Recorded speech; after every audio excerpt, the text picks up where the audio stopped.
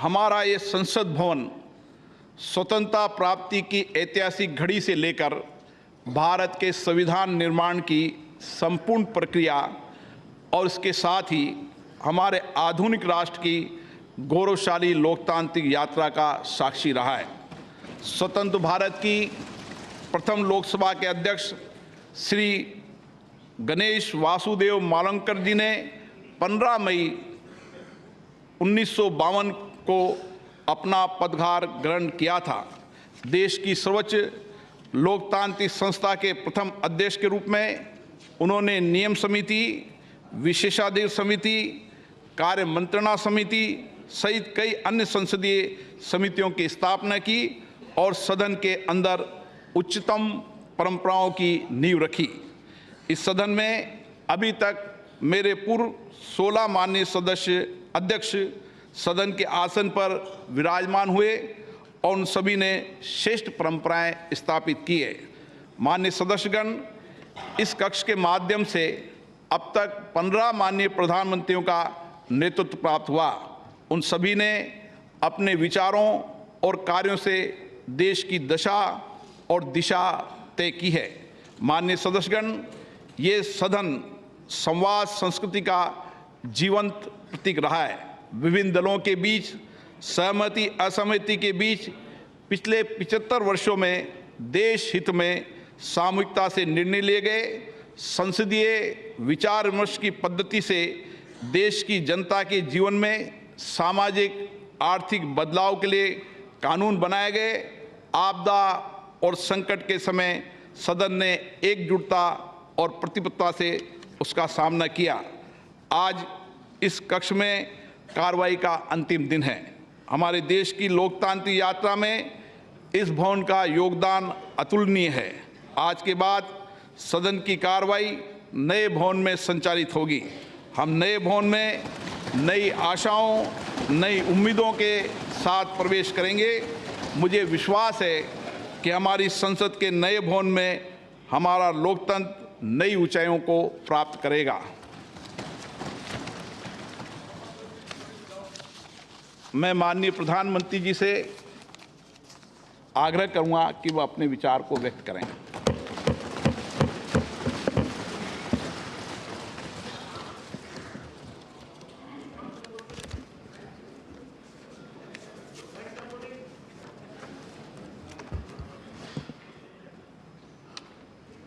माननीय अध्यक्ष जी, देश की 75 वर्षों की संसदीय यात्रा, उसका एक बार पुनः स्मरण करने के लिए और नए सदन में जाने से पहले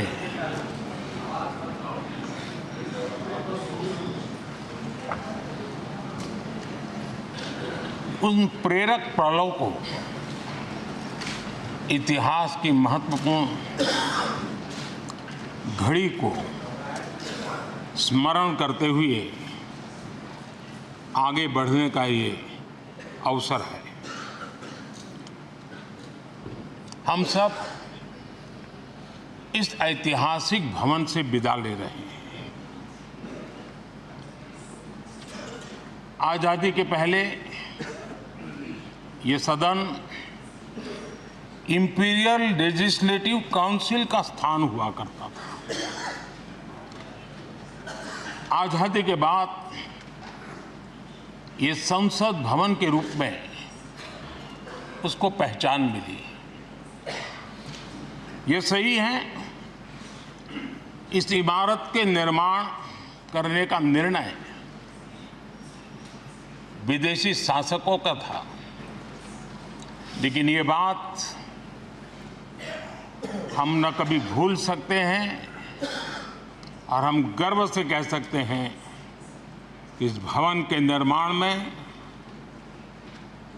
पसीना मेरे देशवासियों का लगा था, परिश्रम मेरे देशवासियों का लगा था और पैसे भी मेरे देश के लोगों के।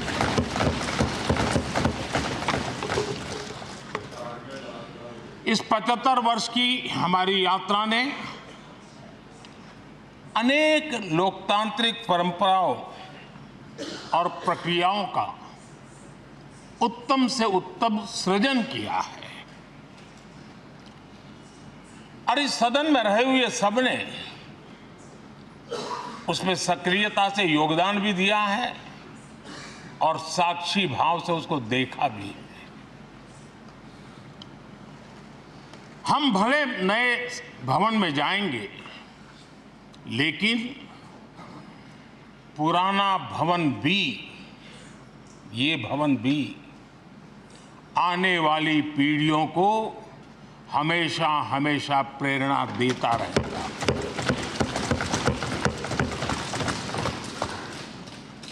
ये भारत के लोकतंत्र की स्वर्णिम यात्रा का एक महत्वपूर्ण अध्याय, जो सारी दुनिया को भारत की रगों में लोकतंत्र का सामर्थ्य कैसे है, इसका परिचित कराने का काम इस इमारत से होता रहेगा। आदरणीय अध्यक्ष जी, अमृतकाल की प्रथम प्रभा का प्रकाश राष्ट्र में एक नया विश्वास, नया आत्मविश्वास, नया उमंग, नए सपने, नए संकल्प और राष्ट्र का नया सामर्थ्य उसे भर रहा है। चारों तरफ आज भारतवासियों की उपलब्धि की चर्चा हो रही है और गौरव के साथ हो रही है। ये हमारे 75 साल के संसदीय इतिहास का एक सामूहिक प्रयास का परिणाम है, जिसके कारण विश्व में आज वो गूंज सुनाई दे रही है। आदरणीय अध्यक्ष जी, चंद्रयान 3 की सफलता न सिर्फ पूरा भारत, पूरा देश अभिभूत है और इसमें भारत के सामर्थ्य का एक नया रूप, जो आधुनिकता से जुड़ा है, जो विज्ञान से जुड़ा है, जो टेक्नोलॉजी से जुड़ा है, जो हमारे वैज्ञानिकों के सामर्थ्य से जुड़ा है, जो 140 करोड़ देशवासियों के संकल्प की शक्ति से जुड़ा हुआ है, वो देश और दुनिया पर एक नया प्रभाव पैदा करने वाला है। ये सदन और इस सदन के माध्यम से मैं फिर एक बार देश के वैज्ञानिकों और उनके साथियों को कोटि कोटि बधाइयां देता हूं, उनका अभिनंदन करता हूं।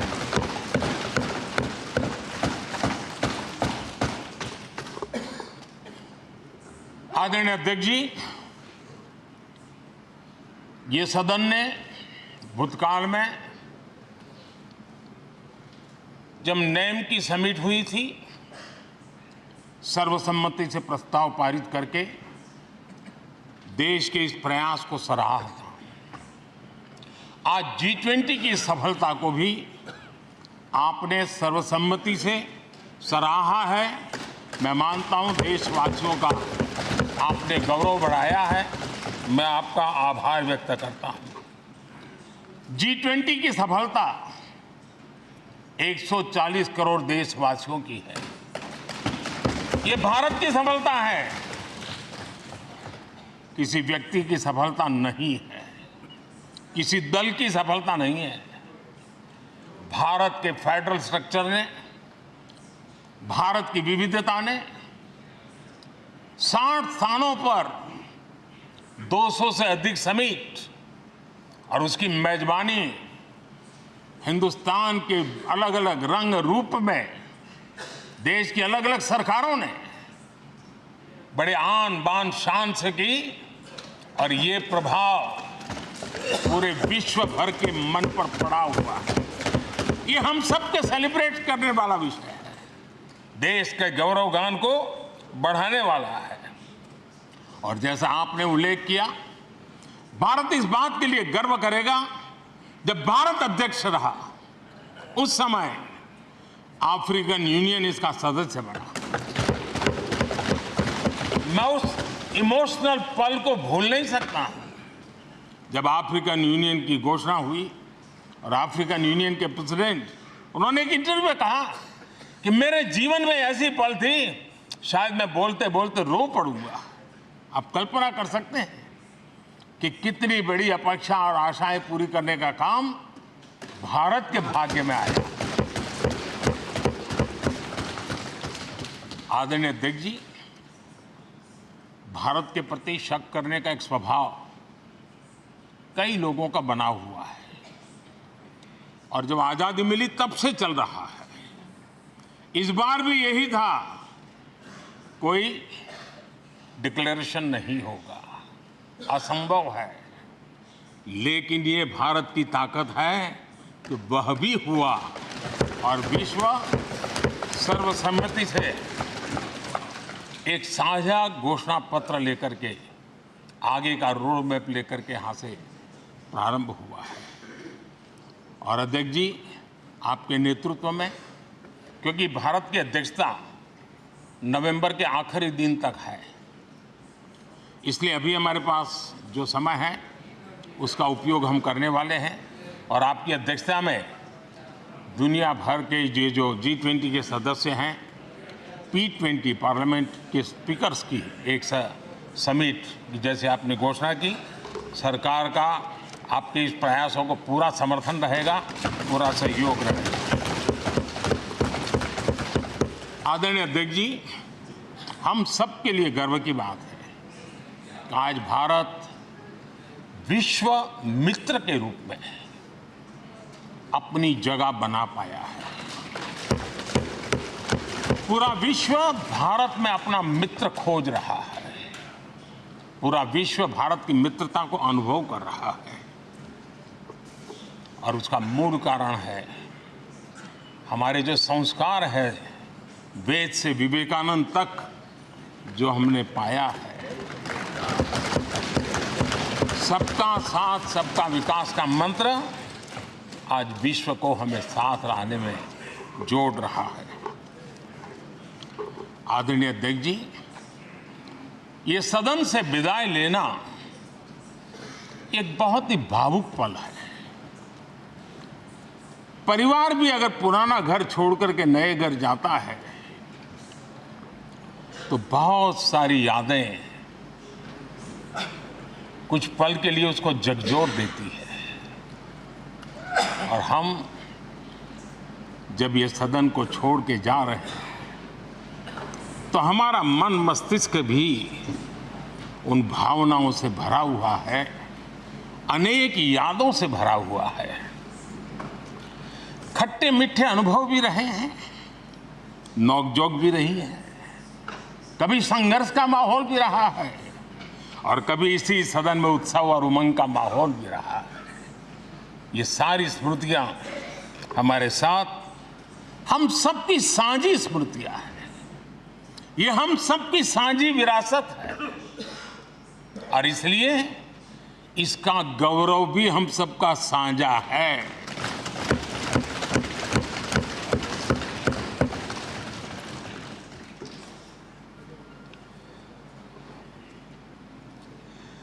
आजाद भारत के नवनिर्माण से जुड़ी हुई अनेक घटनाएं इन 75 वर्ष में यही सदन में आकार लेती हुई हमने देखी है।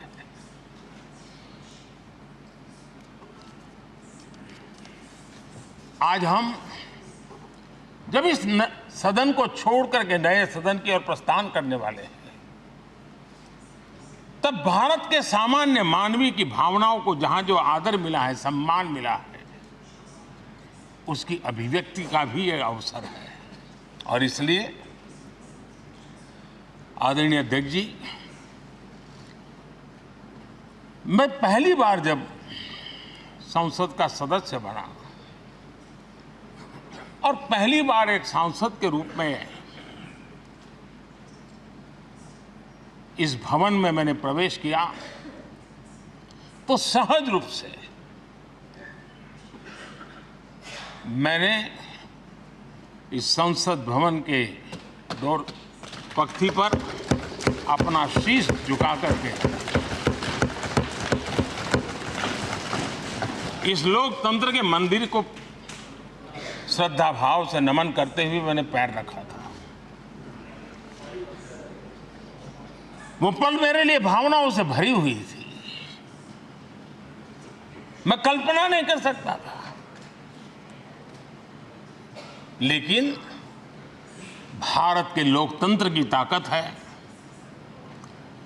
भारत के सामान्य मानवीय की लोकतंत्र के प्रति श्रद्धा का प्रतिबिंब है कि रेलवे प्लेटफॉर्म पर गुजारा करने वाला एक गरीब परिवार का बच्चा पार्लियामेंट पहुंच गया।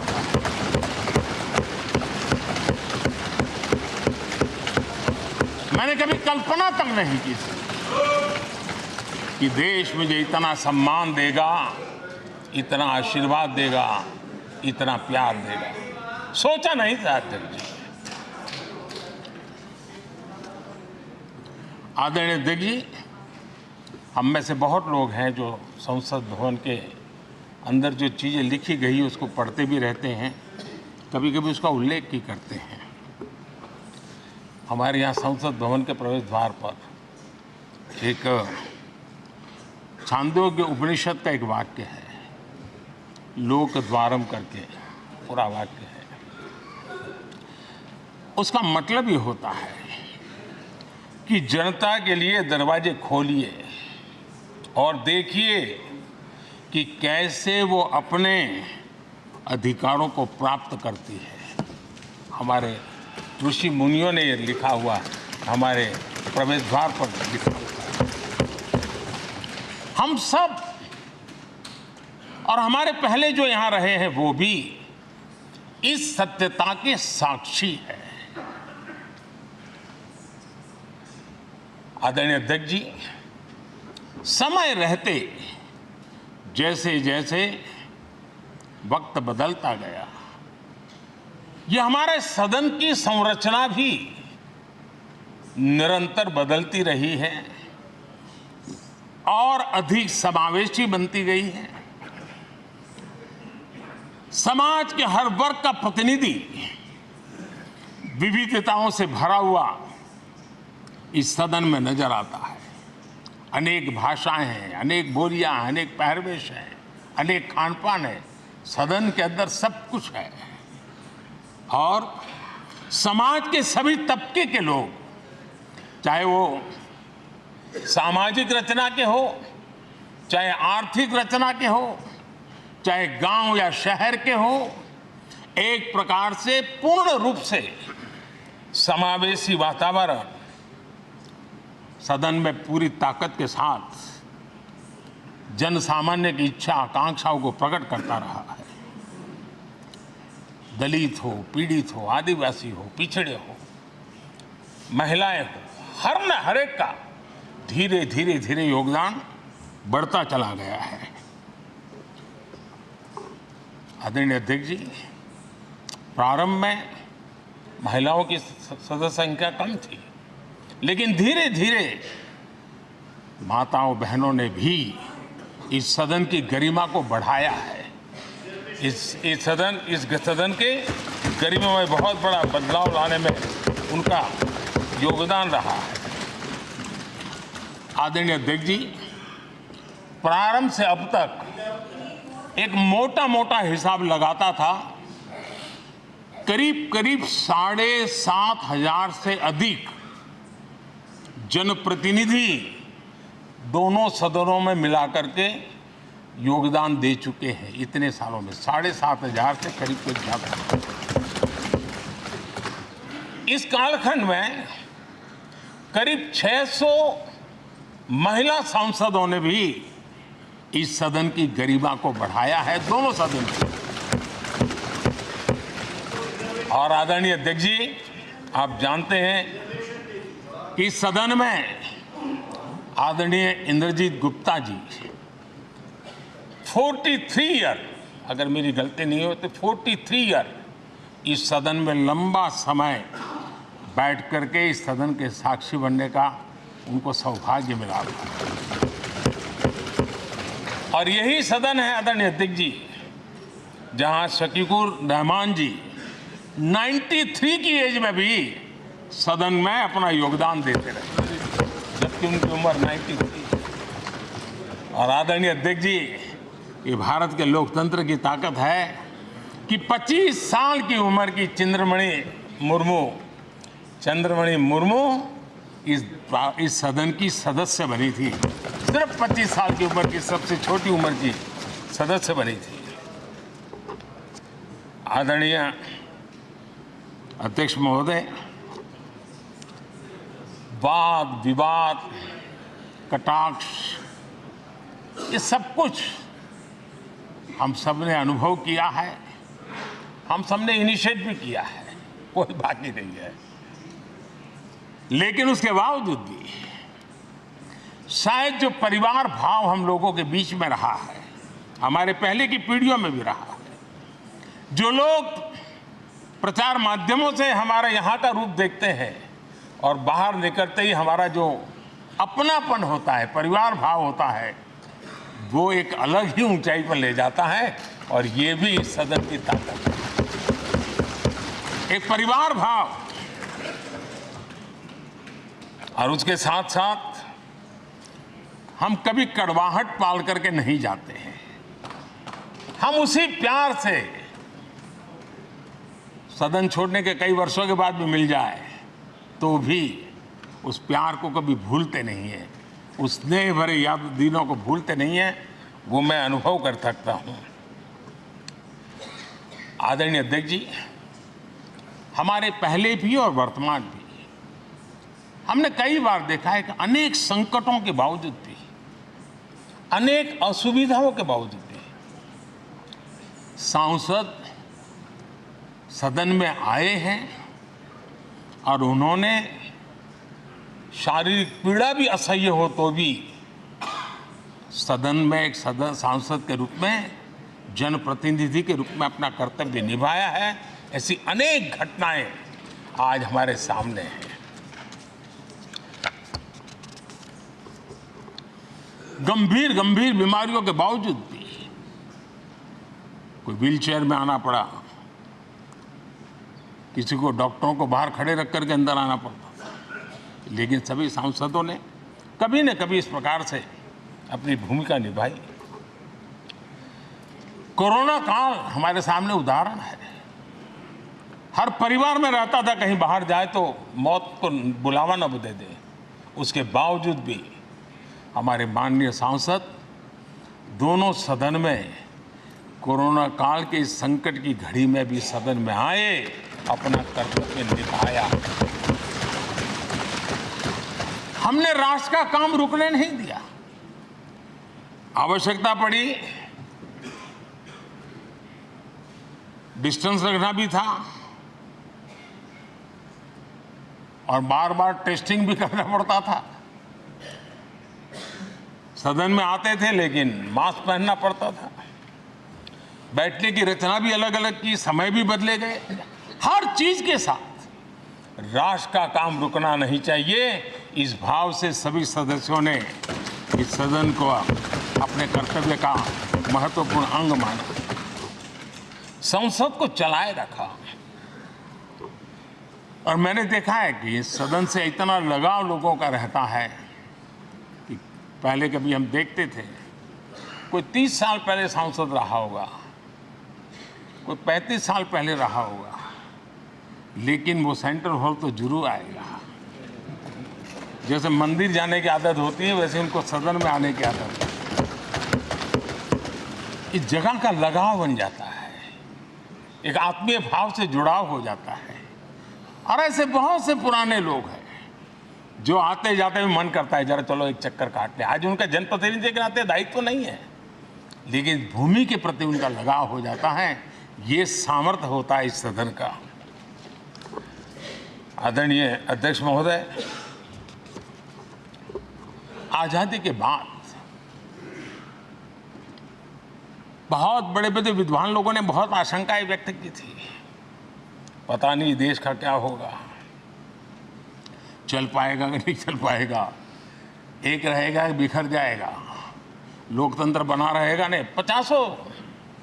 लेकिन इस देश की संसद की ताकत है कि पूरे विश्व को गलत सिद्ध कर दिया और ये राष्ट्र पूरे सामर्थ्य के साथ आगे बढ़ता रहा। और इस विश्वास से कि हम भले आशंकाएं होंगी, घने काले बादल होंगे, लेकिन सफलता प्राप्त करते रहेंगे। और ये हम सब लोगों ने, हमारी पुरानी पीढ़ियों ने मिलकर के इस काम को करके दिखाया है। इसका गौरवगान करने का ये अवसर है। आदरणीय अध्यक्ष जी, इसी भवन में 2 साल 11 महीने तक संविधान सभा की बैठकें हुई और उसने देश के लिए एक मार्गदर्शक जो आज भी हमें चलाता है, हमारे संविधान दिया। और 26 नवंबर 1949 को जो संविधान हमें मिला, वो 26 जनवरी 1950 को लागू हुआ। इन 75 वर्षों में सबसे बड़ा जो अचीवमेंट है वो ये है कि देश के सामान्य मानवी का इस संसद पर विश्वास बढ़ता ही गया है। और लोकतंत्र की सबसे बड़ी ताकत यही है कि इस महान संस्था के प्रति, इस महान इंस्टीट्यूशन के प्रति, इस व्यवस्था के प्रति उनका विश्वास अटूट रहे, विश्वास उनका बना रहे। इन 75 वर्षों में हमारी संसद ने जन भावनाओं की अभिव्यक्ति का भवन भी बना दिया। यहाँ जन भावनाओं की पुरजोश अभिव्यक्ति और हम देखते हैं राजेंद्र बाबू से लेकर डॉक्टर कलाम, रामनाथ जी कोविंद और अभी द्रौपदी मुर्मू जी, इन सब के संबोधन का लाभ हमारे सदनों को मिला है, उनका मार्गदर्शन मिला है। आदरणीय अध्यक्ष जी, पंडित नेहरू जी, शास्त्री जी, वहां से लेकर के अटल जी, मनमोहन सिंह जी तक एक बहुत बड़ी श्रृंखला जिसने इस सदन का नेतृत्व किया है और सदन के माध्यम से देश को दिशा दी है, देश को नए रंग रूप में ढालने के लिए उन्होंने परिश्रम किया है, पुरुषार्थ किया है। आज उन सब का गौरवगान करने का भी अवसर है। आदरणीय अध्यक्ष जी, सरदार वल्लभ भाई पटेल, लोहिया जी, चंद्रशेखर जी, आडवाणी जी, न जाने अनगिनत नाम, जिन्होंने हमारे इस सदन को समृद्ध करने में, चर्चाओं को समृद्ध करने के लिए, देश के सामान्य से सामान्य व्यक्ति की आवाज को ताकत देने का काम इस सदन में किया है।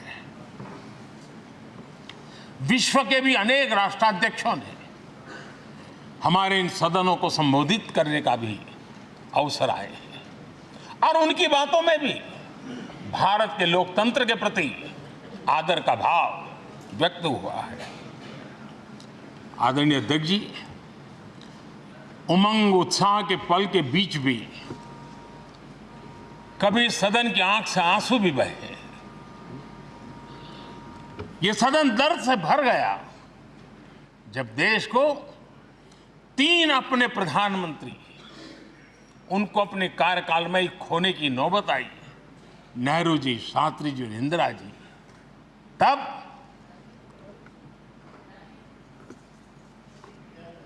ये सदन अश्रुभीनी आंखों से उन्हें विदाई दे रहा था। आदरणीय अध्यक्ष जी, अनेक चुनौतियों के बावजूद भी हर स्पीकर ने, हर सभापति ने बेहतरीन तरीके से दोनों सदनों को सुचारू रूप से चलाया है और अपने कार्यकाल में उन्होंने जो निर्णय किए हैं वो निर्णय मावलंकर जी से काल से शुरू हुए हो या सुमित्रा जी के कालखंड के हो या बिरला जी के, आज भी उन निर्णयों को रेफरेंस पॉइंट माना जाता है। ये काम हमारे करीब 17 स्पीकर और उसमें 2 हमारी महिला स्पीकर ने भी, और मावलंकर जी से लेकर के सुमित्रा ताई तक और बिरला जी का मार्गदर्शन आज भी हमें मिल रहा है। हर एक ने अपनी अपनी शैली रही है, लेकिन उन्होंने सबको साथ लेकर के नियमों कानूनों के बंधन में इस सदन को हमेशा ऊर्जावान बनाए रखा है। मैं आज उन सभी स्पीकर महोदय को भी आज वंदन करता हूं, अभिनंदन करता हूं। आदरणीय अध्यक्ष जी, ये सही है कि हम जनप्रतिनिधि अपनी अपनी भूमिका निभाते हैं, लेकिन सातत्यपूर्ण तरीके से हमारे बीच जो ये टोली बैठती है उनकी भी कई पीढ़ियां बदल गई है। कभी कागज लेके दौड़ के आते हैं, उनका भी योगदान कम नहीं है।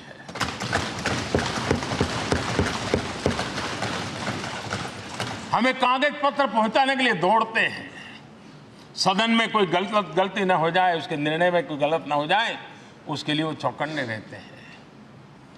जो काम इनके द्वारा हुआ है उसने भी सदन के क्वालिटी ऑफ गवर्नेंस में तेजी लाने में बहुत बड़ी मदद की है। मैं उन सभी साथियों का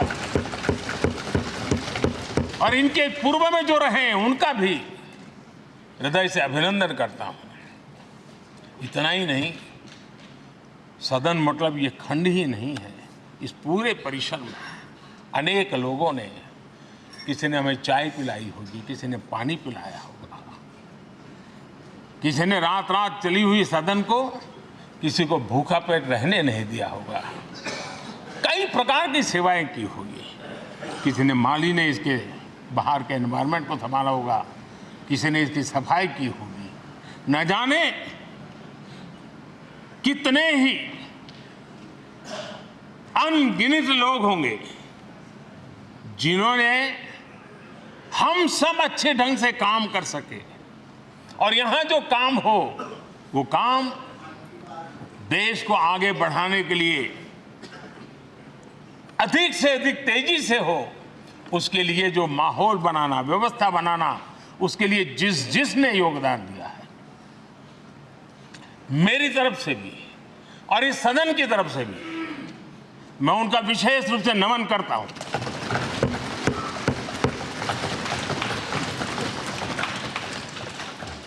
आदरणीय अध्यक्ष जी, लोकतंत्र का एक सदन,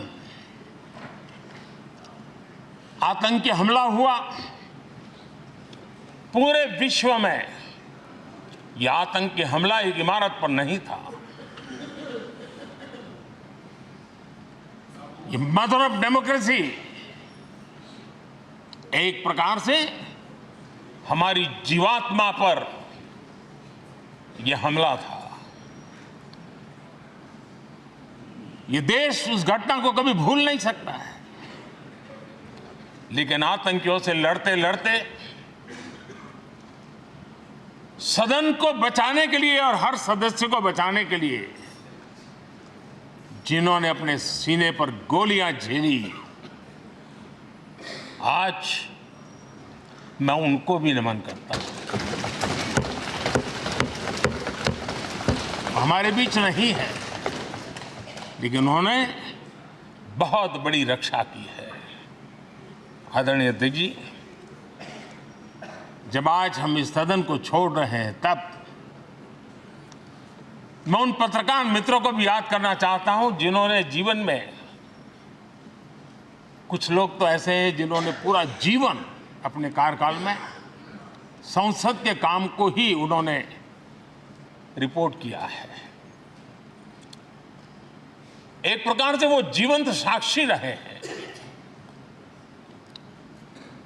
उन्होंने यहाँ की पल पल की जानकारी देश तक पहुंचाई, और तब तो ये सारा टेक्नोलॉजी अवेलेबल नहीं थी। तब वही लोग थे जो यहाँ की बात पहुंचाते थे, और उनका सामर्थ्य था वो अंदर की भी पहुंचाते थे और अंदर के अंदर की भी पहुंचाते थे।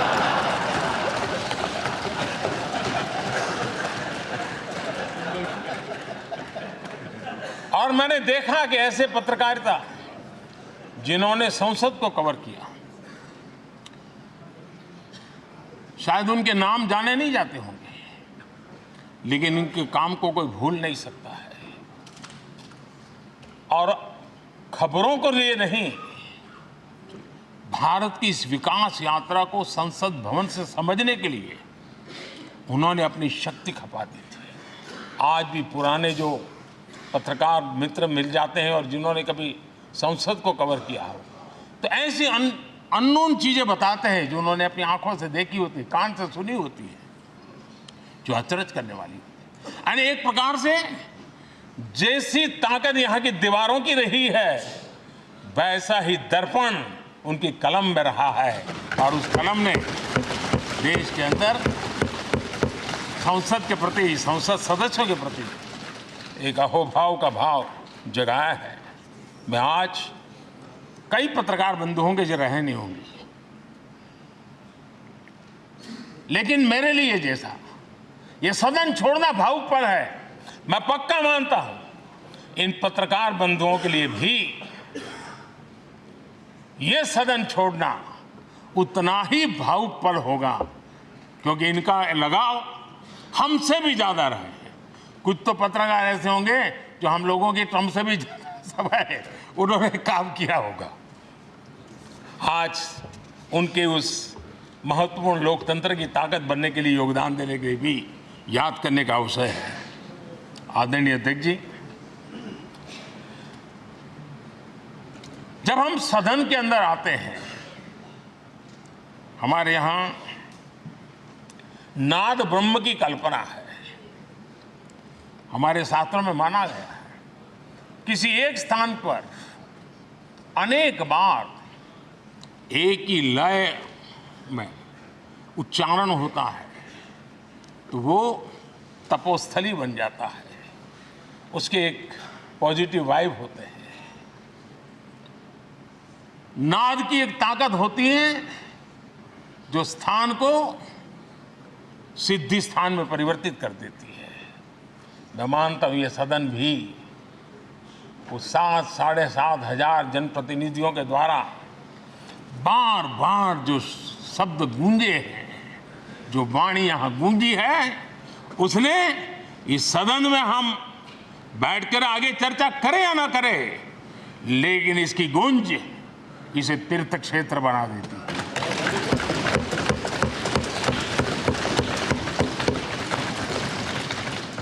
एक जागृत जगह बन जाती है, और लोकतंत्र की प्रति श्रद्धा रखने वाला व्यक्ति आज से 50 साल के बाद भी जब यहां देखने के लिए भी आएगा तो उसे उस गूंज की अनुभूति होगी कि कभी भारत की आत्मा की आवाज यहां पर गूंजती थी। और इसलिए अध्यक्ष महोदय, ये वो सदन है जहां कभी भगत सिंह, बटुकेश्वर दत्त, उन्होंने अपनी वीरता सामर्थ्य से अंग्रेज सल्तनत को जगा दिया था बम का धमाका करके। वो बम की गूंज भी जो देश का भला चाहते हैं उनको कभी सोने नहीं देती। आदरणीय अध्यक्ष जी, ये वो सदन है जहां पंडित जी को इसलिए भी याद किएगा, अनेक बातों के लिए याद किएगा, लेकिन हम जरूर याद करेंगे इसी सदन में पंडित नेहरू का at the stroke of midnight की गूंज हम सबको प्रेरित करती रहेगी। और इसी सदन में अटल जी ने कहा था, वो शब्द आज भी गूंज रहे हैं इस सदन में, सरकारें आएगी जाएगी, पार्टियां बनेगी बिगड़ेगी, लेकिन ये देश रहना चाहिए।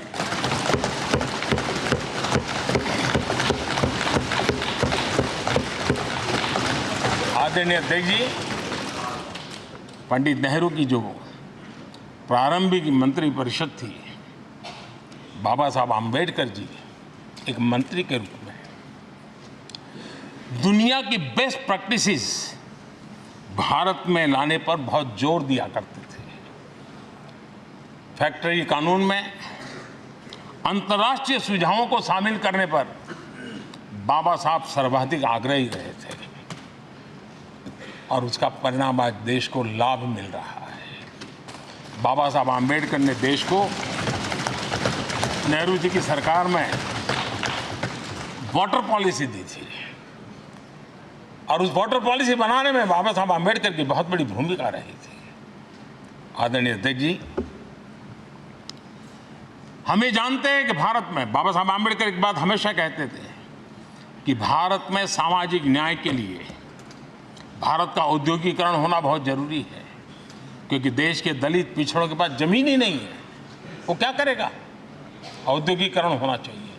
और बाबा साहब इस बात को मान करके डॉक्टर श्यामा प्रसाद मुखर्जी, जो पंडित नेहरू के मंत्री थे, उन्होंने इस देश में और पहले वाणिज्य मंत्री के रूप में और उद्योग मंत्री के रूप में उन्होंने इंडस्ट्री पॉलिसी इस देश में लाई थी। आज भी कितनी ही इंडस्ट्री पॉलिसी बने, लेकिन उसकी आत्मा वही होती है जो पहली सरकार के थी और उनका भी बहुत बड़ा अहम योगदान रहा था। आदरणीय अध्यक्ष जी, लाल बहादुर शास्त्री जी ने 65 के युद्ध में हमारे देश के जवानों में का हौसला बुलंद करना, उनके सामर्थ्य के लिए को पूरी तरह राष्ट्र हित में झोंक देने की प्रेरणा इसी सदन में से दी थी लाल बहादुर शास्त्री का। और यहीं पर उन्होंने ग्रीन रिवॉल्यूशन के लिए एक मजबूत नींव लाल बहादुर शास्त्री जी ने रखी थी। आदरणीय अध्यक्ष जी, बांग्लादेश की मुक्ति का आंदोलन और उसका समर्थन भी इसी सदन ने इंदिरा गांधी के नेतृत्व में किया था। यही इसी सदन ने इमरजेंसी में लोकतंत्र पर होता हुआ हमला भी देखा था और इसी सदन ने भारत के लोगों की ताकत को एहसास कराते हुए मजबूत लोकतंत्र की वापसी भी इसी सदन ने देखी थी। वो राष्ट्रीय संकल्प भी देखा था, ये सामर्थ्य भी देखा था। आदरणीय अध्यक्ष जी, ये सदन इस बात का हमेशा ऋणी रहेगा, क्योंकि इसी सदन में हमारे पूर्व प्रधानमंत्री चरण सिंह जी ने ग्रामीण मंत्रालय का गठन किया था, रूरल डेवलपमेंट मिनिस्ट्री। इसी सदन में मतदान की उम्र 21 से 18 करने का निर्णय हुआ था और देश की युवा पीढ़ी को इसका योगदान देने के लिए प्रेरित किया गया, उत्साहित किया गया था। हमारे देश ने गठबंधनों की सरकारें देखी, पीपी सिंह जी हो, चंद्रशेखर जी, और बाद में एक सिलसिला चला। लंबे अरसे से एक दिशा में देश जा रहा था, आर्थिक नीतियों के बोझ तले देश दबा हुआ था, लेकिन नरसिम्हा राव की सरकार थी जिन्होंने हिम्मत के साथ पुरानी आर्थिक नीतियों को छोड़ करके नई राह पकड़ने का फैसला किया था, जिसके आज देश को परिणाम मिल रहे हैं।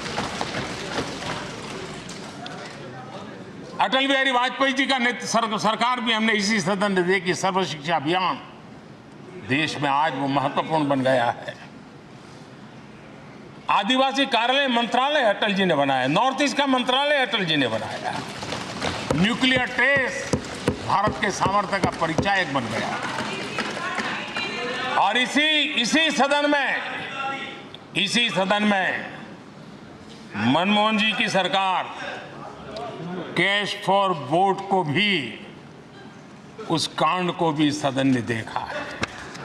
आदरणीय अध्यक्ष जी, सबका साथ सबका विकास का मंत्र, अनेक ऐतिहासिक निर्णय, दशकों से लंबित विषय, उनका स्थायी समाधान भी इसी सदन में हुआ।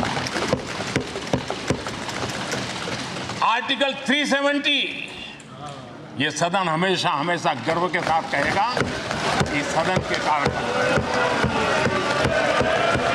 One nation one tax, one nation one tax, GST का निर्णय भी इसी सदन ने किया। One rank one pension, OROP, ये भी इसी सदन ने देखा। गरीबों के लिए 10% आरक्षण कोई विवाद के बिना पहली बार देश में करने में सफल रहे। आदरणीय अध्यक्ष जी, भारत के लोकतंत्र में तमाम उतार चढ़ाव हमने देखे हैं, और ये सदन लोकतंत्र की ताकत है, लोकतंत्र की ताकत की साक्षी है, जन विश्वास का एक केंद्र बिंदु रहा है। इस सदन की विशेषता देखिए, और दुनिया के लोगों का आज भी अचरज होता है। यह सदन है जिसमें कभी 4 सांसद वाली पार्टी सत्ता में होती थी और 100 सदस्य वाली पार्टी विपक्ष में बैठती थी। ये भी सामर्थ्य इस सदन के लोकतंत्र की ताकत का परिचय कराता है। और यही सदन है जिसमें एक वोट से अटल जी की सरकार गई थी और लोकतंत्र की गरिमा को बढ़ाया था। ये भी इसी सदन में हुआ। आज अनेक छोटी छोटी रीजनल पार्टियों का प्रतिनिधित्व हमारे देश की विविधता को, हमारे देश के एस्पिरेशंस का एक प्रकार से वो आकर्षक केंद्र बिंदु बना है। आदरणीय अध्यक्ष जी, इस देश में 2 प्रधानमंत्री ऐसे रहे, मोरारजी भाई वीपी सिंह, एक प्रकार से कांग्रेस में जीवन खपाया था, लेकिन एंटी कांग्रेस गवर्नमेंट का नेतृत्व कर रहे थे। ये भी इसकी विशेषता थी। और हमारे नरसिम्हा राव जी, वो तो बिस्तरा गोल करके घर जाने की तैयारी कर रहे थे, निवृत्ति की घोषणा कर चुके थे, लेकिन यही लोकतंत्र की ताकत देखिए, सदन की ताकत देखिए, वो प्रधानमंत्री के रूप में 5 साल हमारी सेवा कर रहे।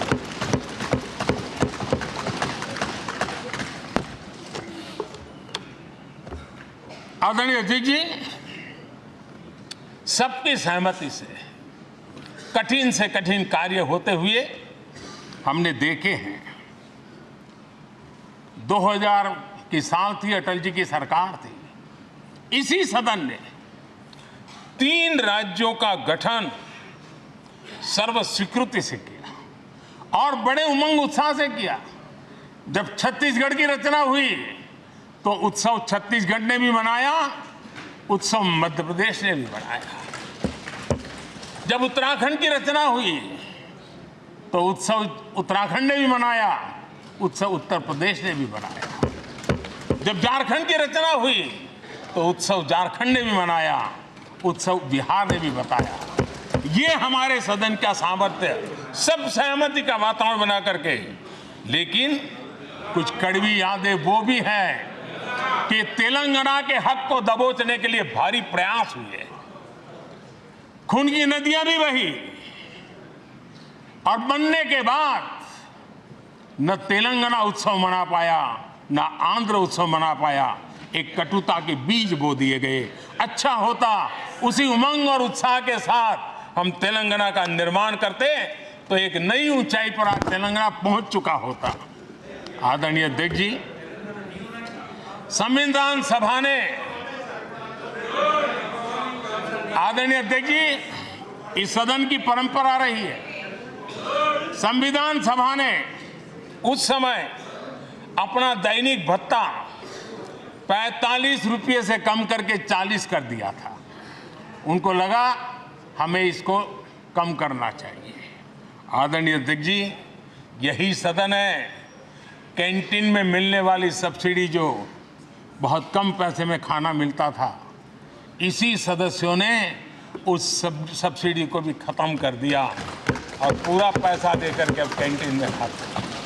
आदरणीय अध्यक्ष जी, कोरोना काल में जब जरूरत पड़ी तो यही सांसद जिन्होंने एमपी लेड फंड को छोड़ दिया और देश को इस संकट की घड़ी में मदद करने के लिए आगे आए। इतना ही नहीं, कोरोना काल में इसी सदन के सांसदों ने अपने तनख्वाह में 30% कटौती की और उन्होंने देश के सामने आए हुए संकट में अपनी बहुत बड़ी जिम्मेवारी निभाई। आदरणीय अध्यक्ष जी, हम गर्व से कह सकते हैं, ये सदन में बैठे हुए लोग भी कह सकते हैं, हमारे पूर्वज जो सदन में बैठे थे वो भी कह सकते हैं कि हम ही लोग हैं जिन्होंने हम पर डिसिप्लिन लाने के लिए हमारे यहाँ जनप्रतिनिधित्व कानून में समय समय पर कठोरता बरती। नियम हमने ही लादे, हमने ही तय किया कि नहीं, जनप्रतिनिधि के जीवन में ये नहीं हो सकता। मैं मानता हूं ये जीवंत लोकतंत्र का बहुत बड़ा उदाहरण है और ये सदन ने दिया है, यही माननीय सांसदों ने दिया है और हमारी पुरानी पीढ़ी के सांसदों ने दिया है। और मैं मानता हूं कि कभी कभी उन चीजों को भी याद करना चाहिए। आदरणीय अध्यक्ष जी, हम जो वर्तमान सांसद हैं उनके लिए तो ये विशेष सौभाग्य का अवसर है। सौभाग्य का अवसर इसलिए है कि हमें इतिहास और भविष्य दोनों की कड़ी बनने का अवसर मिल रहा है।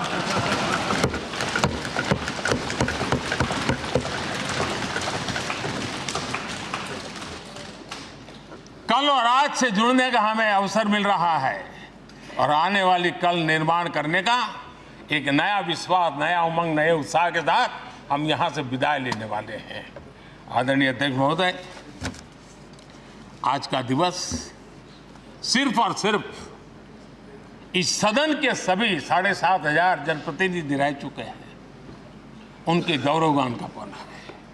इन दीवारों से हमने जो प्रेरणा पाई है, जो नया विश्वास पाया है, उसको लेकर जाने का है। बहुत सी बातें ऐसी थी जो सदन में हर किसी की ताली की हकदार थी, लेकिन शायद राजनीति उसमें भी आड़े आ रही है। नेहरू जी के योगदान का गौरवगान अगर इस सदन में होता है, कौन सदस्य होगा जिसको ताली बजाने का मन न कर जाए। लेकिन उसके बावजूद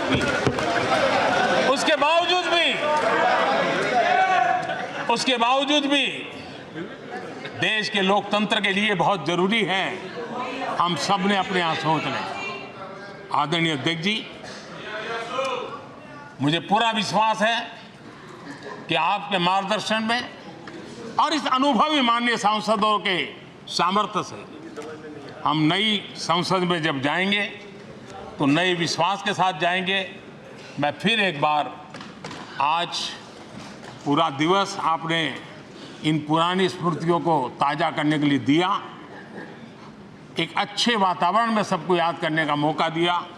इसके लिए मैं आप सबका, आपका हृदय से आभार व्यक्त करता हूं और मैं सभी सदस्यों से आग्रह करूंगा कि अपने जीवन की ऐसी मधुर यादों को यहां हम जरूर व्यक्त करें ताकि देश तक पहुंचे कि सचमुच में ये हमारा सदन, ये हमारे जनप्रतिनिधियों की गतिविधि सच्चे अर्थ में देश को समर्पित है, इसका भाव लोगों के तक पहुंचे।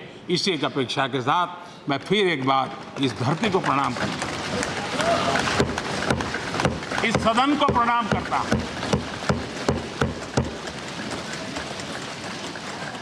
भारत के मंदिरों से बनी हुई हर एक दीवार के हर एक ईंटे को प्रणाम करता हूं और पिछले 75 साल में भारत के लोकतंत्र को नया सामर्थ्य शक्ति देने वाले हर गुंज को, उस नाद ब्रह्म को नमन करते हुए मेरी वाणी को विराम कर देता हूं। बहुत बहुत धन्यवाद।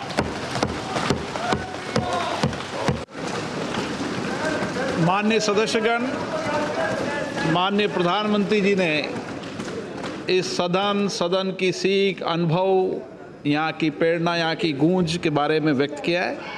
मैं ये अपेक्षा करूँगा कि आज का दिन इसी तरीके से सकारात्मक वातावरण में हम चर्चा करें सकारात्मक विषय रखें और जो कुछ भी यहाँ से सीखा है, हमारे पूर्वजों ने जो कुछ भी इस देश को, लोकतंत्र को दिया है, उसके बारे में सकारात्मक विचार रखें। आप सभी को बहुत बहुत धन्यवाद।